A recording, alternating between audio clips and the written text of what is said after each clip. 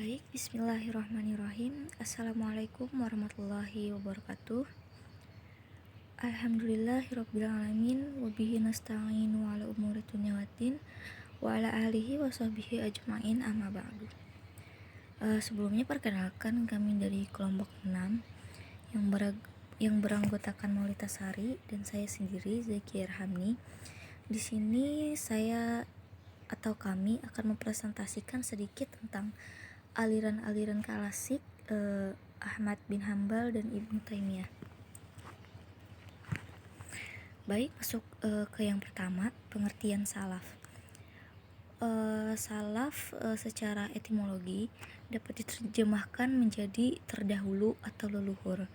Menurut Tablawi Mahmud Sa'ad, salaf artinya ulama terdahulu.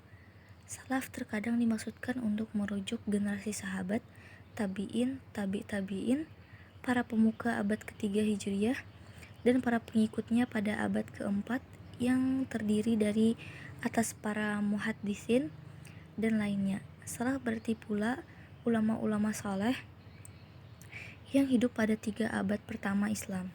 Sedangkan menurut terminologi, terdapat banyak definisi yang dikemukakan oleh para pakar mengenai arti salaf.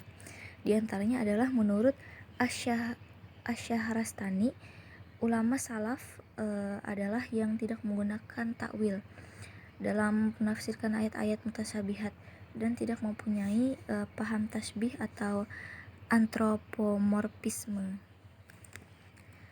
Kemudian masuk ke Imam Ahmad bin Hambal.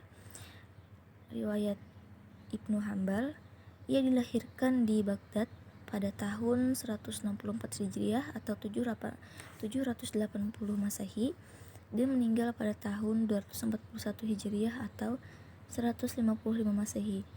Ia sering dipanggil Abu Abdillah karena salah satu anaknya yang bernama Abdillah. Namun ia lebih dikenal dengan nama Imam Hambal karena merupakan pendiri mazhab Hambali. Aliran klasik Ibnu Hambal. Yang pertama tentang ayat-ayat mutasyabihat. Dalam memahami ayat Al-Quran, Ibnu Hambal lebih suka menerapkan pendekatan lafzi atau tekstual daripada pendekatan takwil. Dengan demikian, ayat Al-Quran yang mutasyabihat diartikan sebagaimana adanya. Hanya saja penjelasan tentang tata cara atau khifiyat dari ayat tersebut diserahkan kepada Allah Subhanahu wa taala. Yang kedua tentang status Al-Quran. Salah satu persoalan teologis yang dihadapi Ibnu Hambal yang kemudian membuatnya dipenjara beberapa kali adalah tentang status Al-Quran. Apakah diciptakan makhluk yang karenanya hadis atau baru, ataukah tidak diciptakan yang karenanya qadim. Faham yang diakui oleh pemerintah yakni dinasti Abbasiyah di bawah kepemimpinan Khalifah Al-Ma'mun, Al-Mu'tasim dan Al-Wathiq adalah paham Mu'tazilah, yakni Al-Quran tidak bersifat qadim tetapi baru dan diciptakan. Paham adanya qadim di samping Tuhan berarti menduakan Tuhan, sedangkan kedua menduakan Tuhan adalah syirik dan syirik adalah dosa besar yang tidak diampuni Tuhan. Ibnu Hambal tidak sependapat dengan paham tersebut. Ia hanya mengatakan bahwa Al-Quran tidak diciptakan. Hal ini sejalan dengan pikirnya yang menyerahkan ayat-ayat dan yang berhubungan dengan sifat Allah kepada Allah dan Rasulnya. Kemudian masuk ke Ibnu Taimiyah.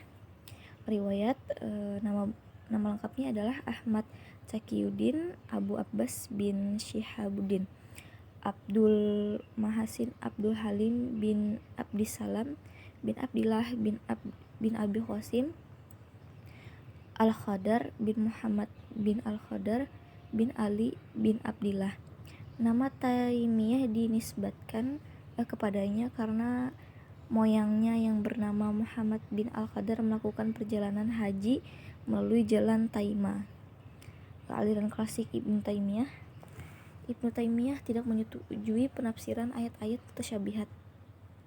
Menurutnya, Ayat atau hadis yang menyangkut sifat-sifat Allah harus diterima dan diartikan sebagaimana adanya, dengan catatan tidak tajsimkan, tidak menyerupakannya dengan makhluk, dan tidak bertanya-tanya tentangnya.